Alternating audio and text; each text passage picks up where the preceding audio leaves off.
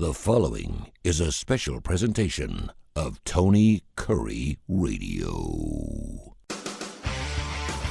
From hot dogs to cool kitties, this is Darkside of the Pooch. Along with Dr. Rabstrom, the Rossbridge Animal Hospital, I'm Tony Kurre. This is Darkside of the Pooch. It's one of our longest running shows, you know, Dr. Rab. You get the longest running show here on Tony Kurre Radio. Congratulations to you.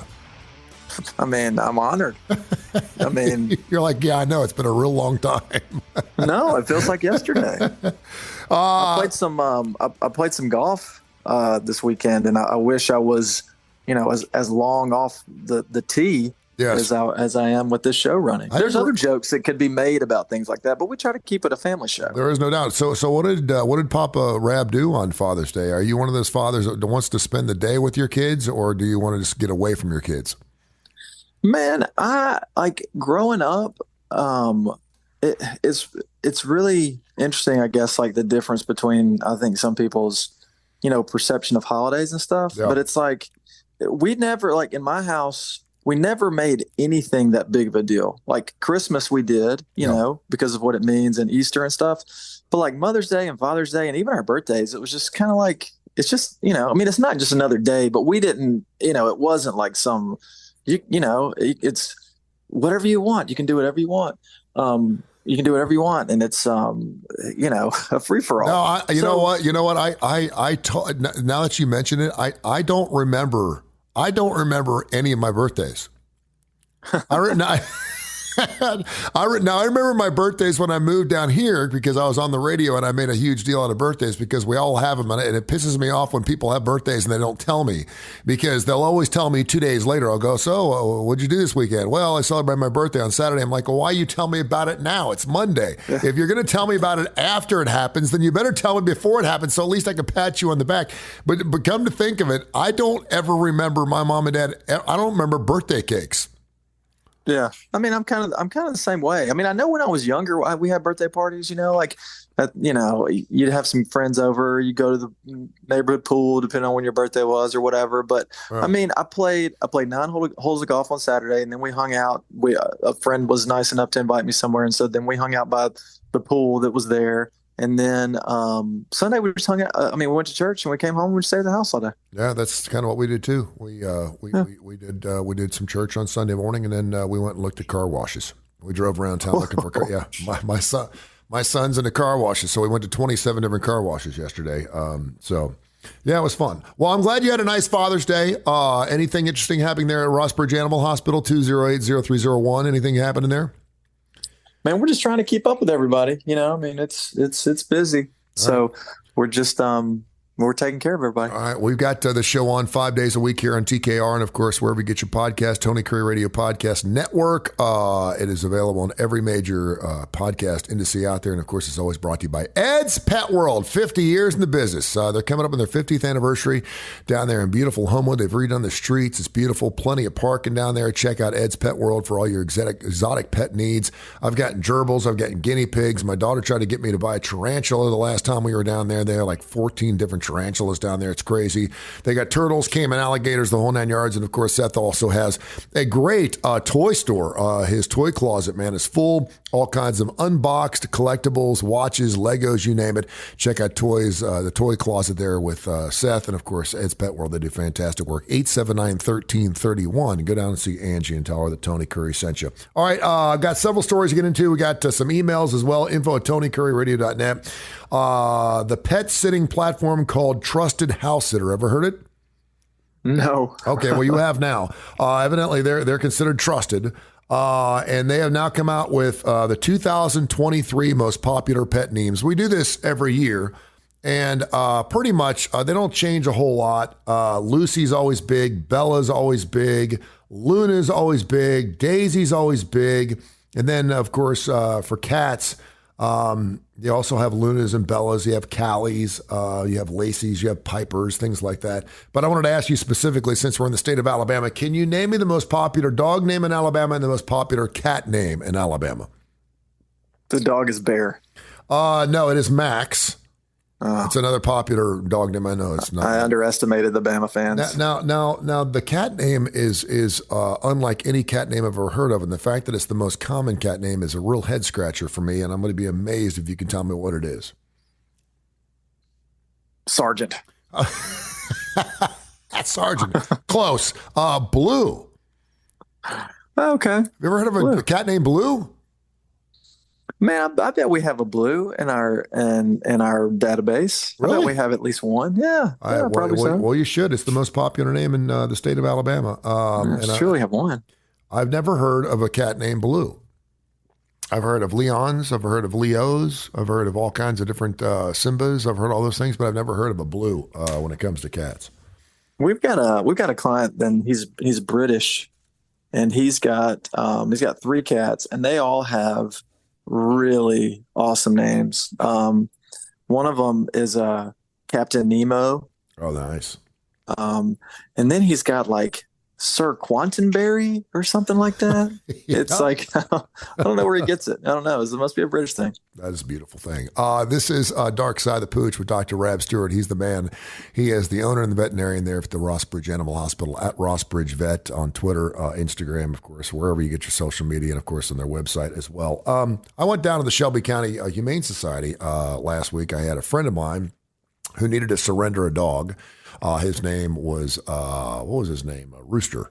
Rooster the dog. And because he didn't live in Shelby County, he needed to have me take the dog down there to surrender it. And I was more than happy to do it. And when I was down there, somebody was bringing in a dog to surrender it. And she had 9 pups. And her name, the dog's name was Pizza. And each one of the pups was a pizza topping. So you had, you had onions, green peppers, extra cheese, extra sauce. There was a pineapple. There was a mushroom. So I was like, what? So that's pretty unique. That's good. That's creative. Kind of a unique way to go. All right. Also this week, and I'm sure you are aware of this, but coming up here, I think it's on Wednesday, it's National Pet Choking Awareness Day here in the United States of America. Did you realize there was a national day for pet choking? I didn't realize that, but I'm happy that we can educate people on pet choking. So I was going to read the article on it, but I was like, why am I doing that? Because I got the best veterinarian in the world joining us on the show on the Darkside of the Pooch. It said, according to this article, that over 200,000 pets a year choke on something. Does that sound like a right number? And what are they usually choking on, and how can we help them? I think in almost 15 years of practice, I have never had an animal choking on anything. Really? Yeah. So 200,000 a year. Wow. 200,000 a year. Maybe that's accurate. I don't know. But we have a lot of people who think that their dogs are choking on things, but they're not. They just have an upper respiratory virus or bacteria. So they're doing a lot of coughing. But I mean, every time someone says, I think my dog has something stuck in his throat, it doesn't. It's just sick and it has a cold. The other thing is, a lot of times we saw this just maybe a week or so ago. A dog got a stick caught between his teeth. Yes. So it, like, if you think about like his like the upper jaw, a stick will kind of bridge the gap between the one side of the teeth to the other, and it gets stuck in there, and you got to sedate them and get in there and pop it out. But yeah, I mean, as far as something actually choking on anything, I've never once seen a case of it. That's pretty amazing. I was at a gas station down in the streets of Lakeview. This is about 20 years ago, and a girl was frantic. She had her dog in the front seat of the car, and it was choking on something, and it had a chicken bone. Like you said, it was stuck in between the sides of the mouth, and it could breathe. I mean, when I think of choking, I think of something that can't breathe. Most animals can still breathe. They just have some obstruction in their throat. So you're saying, and obviously you don't want to stick your finger down there, even if you're the owner, because they'll probably bite you. But you usually have to sedate that animal? Yeah, to get something out of unless it's just in there really, loosely, like very loosely, because those things get wedged in there pretty tight, and they're not just going to leave their mouth open and let you work at it until you get it out. Yeah. They're just not going to do that. So you have to give them some level of sedation, or sometimes even general anesthesia, to get stuff out like that. Now, I mean, I've had dogs swallow fish hooks before, but that's in the esophagus. That's not in the trachea. I've had stuff like that happen. And that's pretty amazing, though, that I found this article and I was like, wow, I didn't realize there was actually a national day for this. National Pet Choking Prevention Day, June 22nd, spreading awareness and education about preventable things that go down. It says, tragically, there are over 200,000 pet choking incidents in the United States every year. Wow. Yeah, I mean, but none of them at the Rossbridge Animal Hospital. You're beyond that, aren't you? So, like math is not my strong suit, but so if you have 50 states, so what that's like 40,000 a state. 10, it's 10. Yeah. So, I mean, I don't know, like how many counties do we have? I don't know. Well, evidently it's a big enough problem. We have a National Pet Day for it. I mean, it must be a pretty big thing. I can think of way more important days, but whatever. No one consulted me on this calendar. All right, so I'm going to put you on the spot. If you could create, Dr. Rabb at the Rossbridge Animal Hospital could create a special tragic prevention day for dogs or cats, what would that day be? What? In other words, what's the most common thing you have coming through your store that you have issues with that you need to bring awareness to?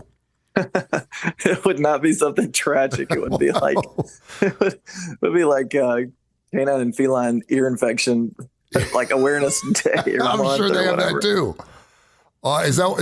They need to, because that's something that you see. We see 5 or 6 of those a day. Yeah. Whereas I've never seen one choking dog or cat. All right, so let's go off a tangent here since you're bringing that up, because my dog the other day was making this weird groaning noise, and I looked over and he had his foot about up to the third knuckle in his ear. He's scratching his ear, and I was like, oh no, because the first thing I thought was he's got an ear infection, and he keeps his ears up. He doesn't have one of those floppy ears, and then you could talk about that a little bit more as far as infections getting in ears. But I took a tissue and I wiped the inside of his ear and it came out clean. So I figured he was good. And I figured it just probably felt good. Like we stick a Q-tip in our ear. It probably feels pretty good for a dog to stick his foot in the side of his head. What causes ear infections? What kind of dogs get ear infections? And how can you tell if your dog has an ear infection?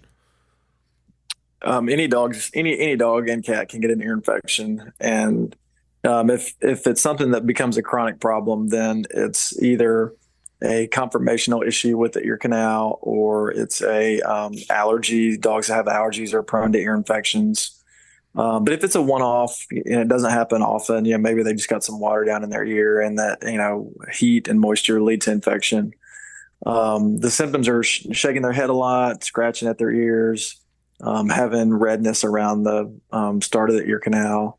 But yeah, it's any dog or cat can get them, and they're for the ones that are chronic, it's really frustrating. And if they have chronic ear infections, that can change the shape and the kind of the thickness of the canal, and which can lead to even more infections. So that's why I say that should have a day, because it happens a ton. So if there's not an ear infection awareness month or whatever, the calendar people need to get on it. Can dogs be deaf? Yeah, for sure. Have you had one? And how do you know? So I once had a coworker. I may have told the story before, I can't remember. But I once had a coworker whose husband thought that we had the most ridiculous job in the world because of the way that we tell if a pet is deaf or not. Mm-hmm. So he would always laugh at us, because to try to figure out if a pet is deaf, all you do is you walk outside the room and you make a super loud noise and you see if they look at the door. Yeah. And you take a metal bowl and you just drop it from 5 feet, and it makes this, terrible, super loud, terrible noise. Yeah. And so if the pet looks over there, then they can hear. But if they don't look over there, it doesn't mean that they can't hear. It just means that they didn't look at you. So that test is really good to tell if they can hear, but it's a really crappy test to do if they can't hear, because they still may not look at you. So it's one of those tests that has limitations, and trying to figure out if a dog or cat is deaf has its limitations, because you have to be able to communicate in some way to let people know if you are deaf or not. And dogs and cats can't do that. Now, and like humans, unless, of course, we're born that way, it's usually something that we either damage our ears or we're not taking care of our ears, and we eventually go deaf. And I know certainly with old age that comes with the plan too. But for dogs, what could cause a dog to be deaf? Can they be born that way? How's that work? Well, it's usually chronic infections and the eardrum ruptures, and then their internal ear gets damaged and they lose their hearing. So that's the main way. And I think that it would be really, really difficult to determine if a pet was deaf since birth. And I know that sounds kind of strange, but I think it would be kind of difficult to tell. I think you could eventually figure it out. All right.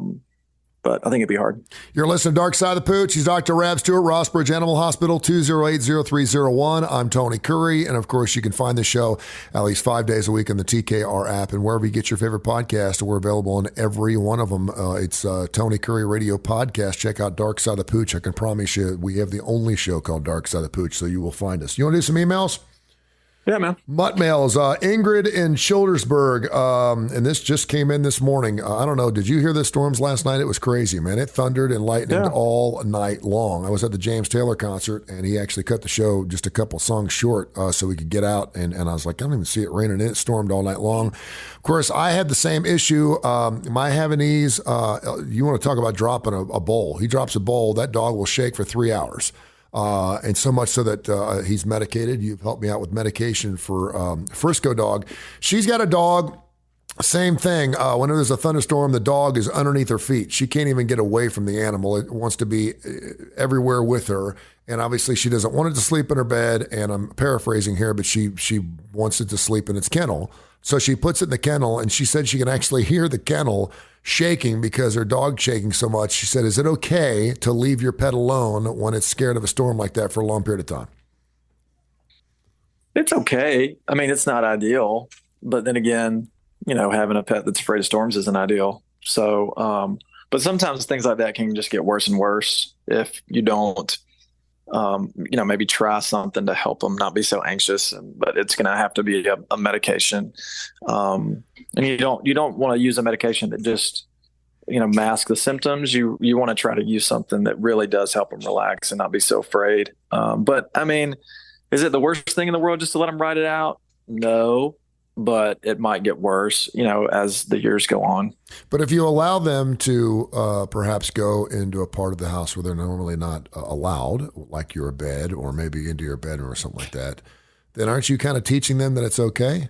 I mean, you're saying every time it's storms, sure. You're welcome to come with me. So, but if you leave them in the kennel, and here's the thing here's the problem with dogs, and it's almost a phobia kind of thing because once we face our fears, it seems like we get beyond that, right? But for dogs, they don't, do they? I mean, my dog has been through 1,000 thunderstorms, and every time he comes out fine. But yet, when it thunders, he's going to freak out again. Why is that? Because you can't reason with them, and you can't explain to them what it is, like you can with a person. Storms scare kids when they're young, and then they learn that they're nothing to be afraid of. Routine thunderstorms, nothing to be afraid of. But if there's a tornado coming, that's different. But you can't relay that to a dog or a cat. There's no way for them to ever understand that what they're hearing is okay, and it's not going to hurt them. Because we know what causes thunder. And so that helps us understand that as long as we're indoors, even if a thunderstorm's really close, unless there's some freak occurrence, we're going to be fine. Yeah. They never know that. So there's no way to get over that fear. They're never going to get over it. Yeah. That makes sense. He's Dr. Rab Stewart. That's why he's the man. Rossbridge Animal Hospital, Rossbridge Vet on Twitter, and Rossbridge Vet, of course, on their website as well. Steve in Garden City read an article in the Guardian magazine. They got interesting articles in that magazine about a woman who had pet bats. And they were really small bats. I'm not sure what kind of bats they were, but they actually fit like in the palm of her hand. They were about the size of a golf ball, and she had about 30 or 40 of them. He wants to know what's Dr. Rab's weirdest pet he's ever had, and what's the weirdest pet he's ever heard of someone having. I've had 0 weird pets. Really? I guess, well, let me take it back.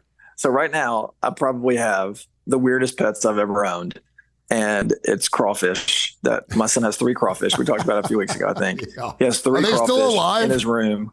Oh, man, they're still alive. And he went off to camp, and he went to camp for a couple weeks, and before he left, we had a really serious conversation, about how daddy is a veterinarian and it's daddy's job to be sure that the crawfish habitat gets cleaned out once a week and they get fed once a week. Yes. And I mean, I don't feel, I felt more pressure over these crawfish than I do a lot of days at work. I was like, what if one of these things dies while he's gone? So the crawfish, probably the strangest pet that I've ever owned. But I don't know, to some people, I mean, I grew up with horses. We lived on a horse farm. And so to some people, that's really strange. I mean, it's just, owning horses is not something that they would ever want to do or whatever. So for some people, that would be really strange. But it was pretty much just normal dogs and cats for me. But there, across the street from where I lived, where I grew up, there was a guy that had an enclosure and he had white-tailed deer in there, and those were his pets. Really? Yeah. And I mean, the fence, oh man, I don't remember how high that fence was, but the fence had to be, I think, 12 feet tall, maybe even taller, to keep them in there. I mean,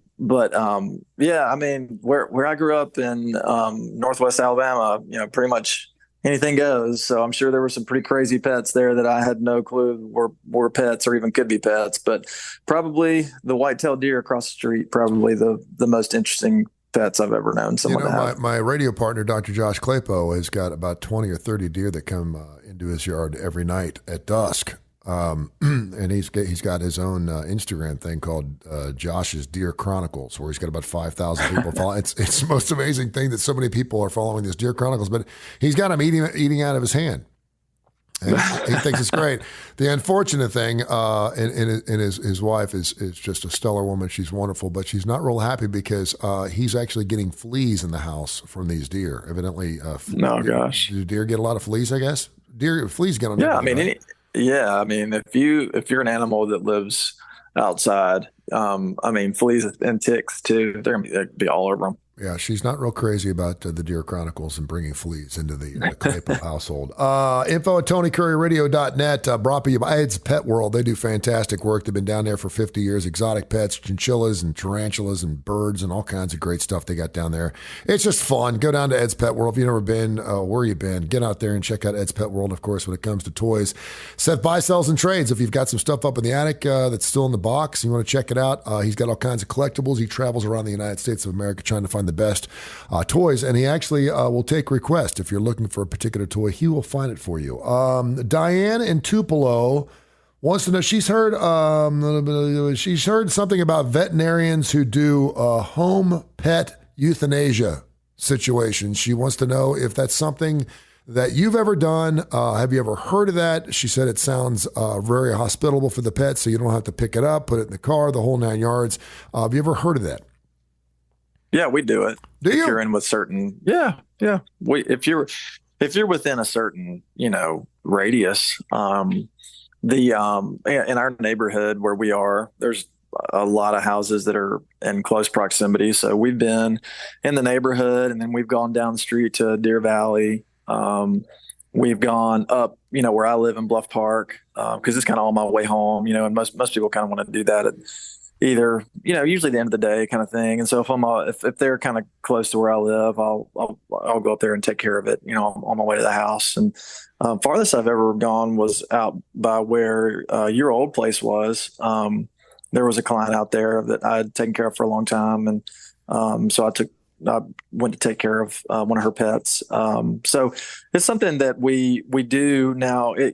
You've got to be within about a 4 or 5 mile radius from us. And, the farther out you are, I mean, it does get a little more expensive because it's just our time. And that's probably the most expensive thing that, we do is our time. So, and I think that most veterinarians will do it. Where I used to work, we did it, and it was the same kind of thing. If you were within a certain radius, we would come out and we would help do it for you. It's I think people do get some comfort from it. That they don't have to bring their pet in to the office, but it does carry some limitations. It doesn't happen often, but sometimes the dog or cat, it just doesn't the medication is not working on it as well as it should. Yeah. So they have to be redosed. We like to put IVs in so the medication can go exactly where it needs to be intravenously. So, we carry a lot. We bring some equipment with us. Sometimes the pet is really, really sick. It's been sick for a long time. And so its blood pressure is really low. It can be hard to get an IV in these really, really sick patients. And so if you're not in the office, you're limited and you can't do other means of euthanasia. So, it's just one of those things where, it's good, from a pet comfort standpoint, but it does have limitations. So what happens then? Do you take the pet? Do they keep the pet? What happens then? Sorry, Tony. Somebody was from work was hitting the door. Repeat that question. No problem. Do what happens to the pet then? I mean, I'm assuming most of the times they keep the pet there at the house, or do you offer to take that pet with you, or how does that work? We take them back if they need us to. Like if they don't have a place that they want to bury them, and there's some parts of town that you can't, you're not allowed to bury them. Yeah. But there's some that we'll take them. Like if they have a place they want to bury them. But then other times we just bring them back to the house and bring them back to the office. And then we have a service that comes, picks them up and cremates them. All right. Info at TonyCurryRadio.net. Final email question here on Darkside, the Pooch here 5 days a week here in the TKR app. Toby in Birmingham. I feel this guy big time. He said his dogs, every time he leaves, his dogs chew up his shoes. I had the same issue here. He said, so he went out and bought 3 pairs of shoes that were his size. He wore them for a week and then put them by the front door just so his dog could have some shoes to chew on. And he still chews the shoes that he's not supposed to chew. He said, what's up with my dog? How does he know which shoes not to chew on, and why does he chew on them? If I can answer that question. It's a smart dog. Yeah, if I can answer that question, man, I don't know that I'd still be practicing. Yeah. I'd be on a boat somewhere. That's pretty amazing. Anything interesting happening there at Rossbridge Animal Hospital? Oh no, man, we're day to day, just plugging away. Everything's great though. All right, cool. Tell people how they can find you and all the wonderful work you do. All right, you can find us online, rossbridgevet.com. Find us on Facebook, Rossbridge Animal Hospital, and you can call us at 208-0301. This has been a special presentation of Tony Curry Radio.